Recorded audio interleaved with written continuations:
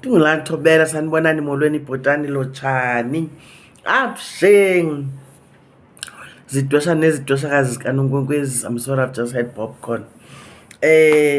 Ninjani ngale mini yanamhlanje? Buyile umama wenu, your gorgeous mama Nonkwenkwezi. I'm back yet again with another piece of wisdom.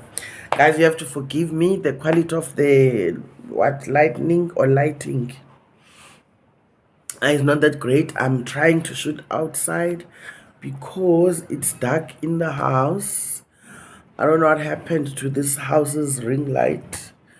Usiswa lapha ungumntu generous. Uyabolekisa too much. I don't know, but I'm in the mood mna to talk to you and share wisdom. So asizumiswa zi-ring light wethu kubone uzandibona kweli cala ungandiboni kweli cala kodwa uzawube usiva into yoba isendim andikajiki. Bethunana ndithi ke xa ndinqabile ndiyane ndifuna ubuya nesigqebhezana noba sincinanana nje oko ba ibe khona into ezuzayo lo mzuzu ndibuyileyo. Ninjani ke thokozani ndlondlo zinkulu makhosi amakhulu bayede amagwini lotshani khanya lisedi. Yayiva ke buyile Nonkwenkwezi bethuna namhlanje ndibala sincokole ngokuzilelwa komntu ongumama. Imibuzo endiyifumanayo ukubone andiqondi uba ndakhe ndawuphendula lona umbuzo kodwa indifikele loo nto leyo into yoba makhe ndiwuphendule ngokokwam ukwazi. And I've also asked around kwabadala kunam. Uyayiva ke uyazilelwa umuntu ongumama njengoba umuntu ongutata ezilelwa. I'm sure ke ngoku sazi kakhulu ngomuntu ongutata yena uba uzilelwa kanjani. Basimazi into yoba uyakhatshwa abuyiswe. Umuntu ongumama uyazilelwa naye. It's the how le ingumahluko kumuntu ongutata. Umuntu ongumama ukabini. Umuntu ongumama it's either intombi yeli khaya okanye ungumendi phakathi kweli khaya.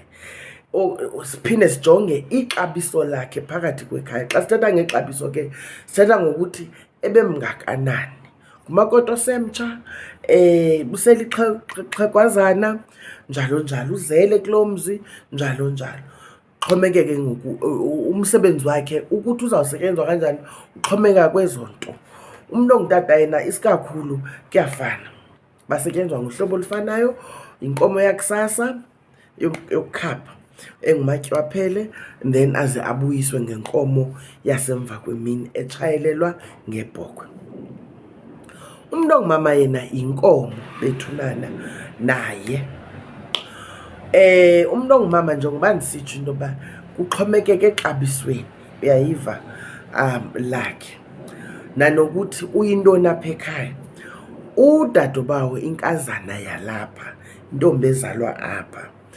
Umzekelo, forgive ke, I have a bit of a flu. Ingathi yaphela okwendingakwazi nothetha. Umuntu ongumama oyinkazana yintombi yalapha, khumbula yena. Ithi ke loo nto leyo xa eyintombi yalapha eyakhe inkomo naye xa eyintombi endala inkomo yakhe iwela phi? Emaxhantini, ngoba kaloku ngowalapha ncakasane. Iwela emaxhantini ngaphakathi. Ayinasikhalo. Senditsho into yoba asibalulekanga isikhalo sayo. Ayinasilawu, inganawo umqombothi. Uyayiva ke ngoku ukuthoba. Uyayiva. Umuntu ongumama ukhatshwa ngelizwi nokuphalazwa ke kwegazi kwesilane eso, kodwa isikhalo sona asinyanzelekanga. Ithi loo nto leyo nenitshayelelo ayinyanzelekanga. Kungangabikho isikhalo ithetha ukuthi loo nto leyo anyanzelekanga into yoba itshayelelwe. Yiloo nto ixesha elininzi ufumanisa into kuzawuthiwa kwenziwe idinara. wenzelwa idinara udabawo wasekuthileni. Kanti ke nomntu oze ngokwenda obeselixhewukhwasi, umzekelo umama ozala mna uNozizwe, intombi eneminyaka mingaphi endile, intombi ezalwa ngo-1952 wafika emzini ngo-1970. Unozibalela ke nawe into yoba ixabiso lakhe kulo mzi lingakanani. Umzekelo, yena ukwelaa xabiso loba kuthe kwawuphela abantu abadala phakathi kwekhaya wade waxhelelwa inkomo ukumvumela, umnika imvume, ngoba umntu ongumama obhinqileyo owendileyo akangeni emaxhantini, akangeni ebuhlanti. Kodwa xa engenabantwana okanye engasekho mntu wokuthuma phakathi kwekhaya, kuyane kwenziwe ke loo msebenzi wokumazisa into yoba nali xhewukazi elikhoyo phakathi kwekhaya, ze ningothuki xa engena ngaphakathi ebuhlanti. Ngoba kaloku ngelinye ixesha ufumanisa into yoba ibhokhwe ethile kunzima uba izale, ifuna uncediswa. Uyayiva ke ngoku, ukuze ingephunzi funeka kubekho umntu ozayincedisa.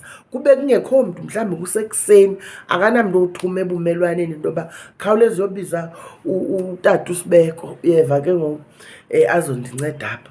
Kunyanzeleka into yoba angene ngokwakhe, otherwise kungonakala.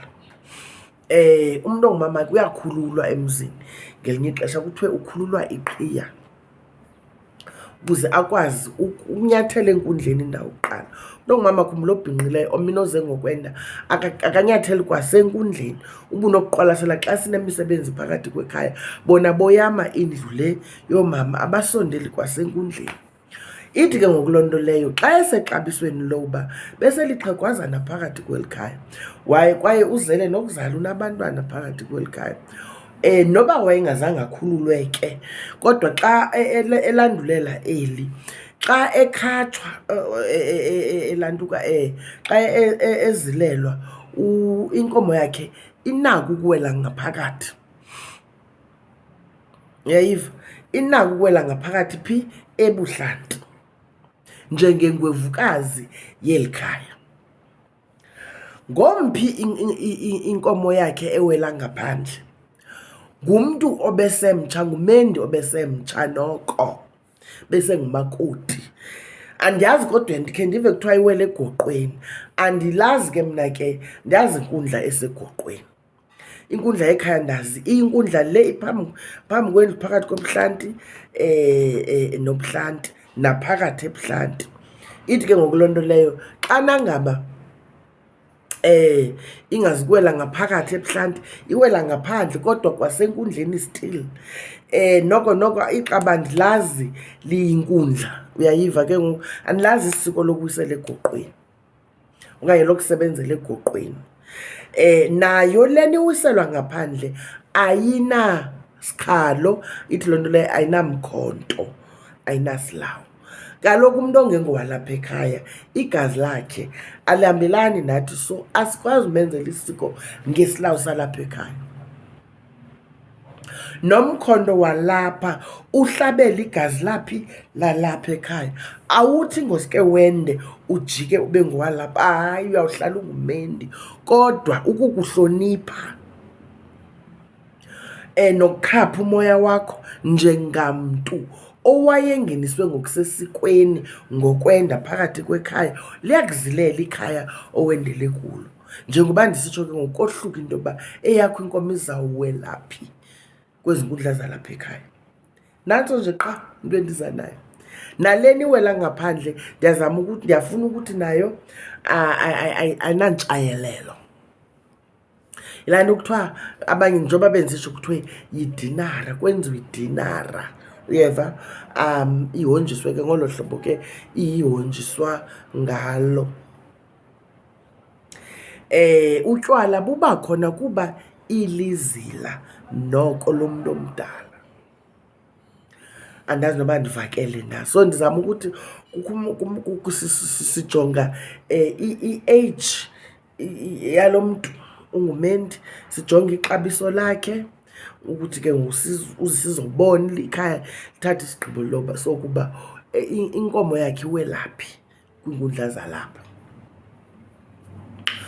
Ukubana ngabe ukhona umbuzo okanye ukhona ofuna ukuhlomla okanye onembono ezingezinye, kaloku asizude sithethe into efanayo sonke bethu na.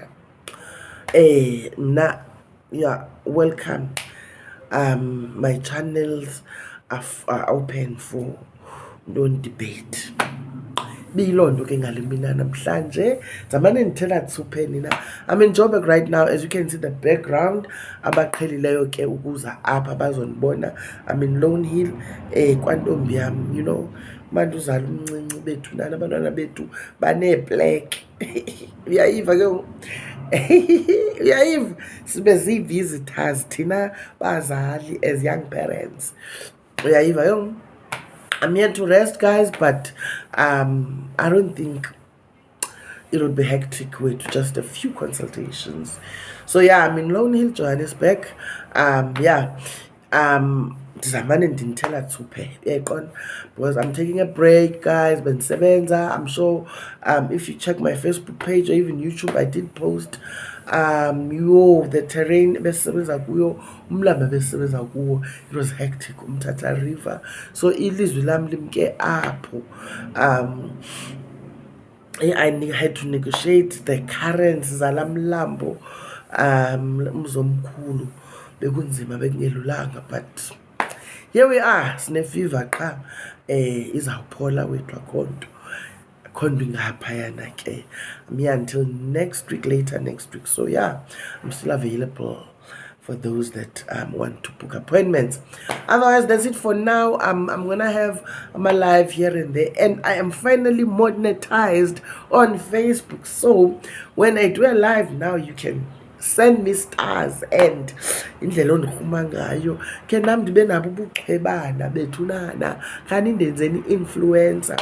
That's it for me for now. Keep on sharing, liking the videos, and your comments are always welcome. Ciao, till the next one.